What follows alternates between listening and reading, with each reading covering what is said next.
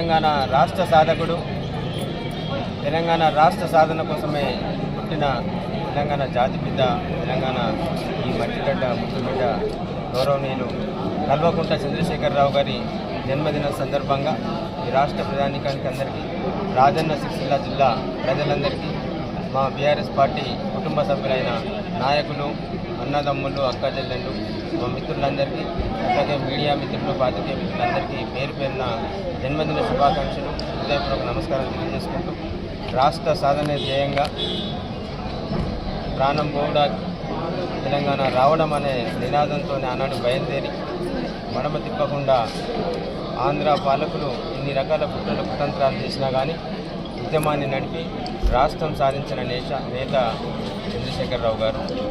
వారి జన్మదినం సందర్భంగా వారు నిండు నూరేళ్ళు ఆయురారోగ్యాలతో, మంచి ఆరోగ్యంతో సంతోషంగా జీవించాలని చెప్పేసి ఈరోజు రాజన్న సిరిసిల్ల జిల్లా వ్యాప్తంగా అన్ని గ్రామాల్లో, అట్లాగా పట్టణ కేంద్రంలో కూడా ఊళ్ళో పూజలు నిర్వహించడం జరిగింది. నిజంగా కూడా తెలంగాణ ప్రజలకు ఏం కావాలని తెలుసు, తెలంగాణ ప్రాంతంలోని రైతాంగానికి ఏం కావాలనో తెలుసు, నేతన్నలకు ఏం కావాలో తెలుసు, అట్లాగే విద్యార్థి యువకులకు ఏం కావాలి, ఈ రాష్ట్ర ప్రజానీకం బాగుపడాలి, ఈ రాష్ట్రం సస్యశ్యామలంగా వర్ధిల్లాలి, తెలంగాణ రాష్ట్రం అభివృద్ధి చెందిన రాష్ట్రంగా ఈ భారతదేశంలోనే పరిడమిల్లాలని చెప్పేసి కోరుకున్న గొప్ప మనసున్న నాయకుడు కె చంద్రశేఖరరావు గారు.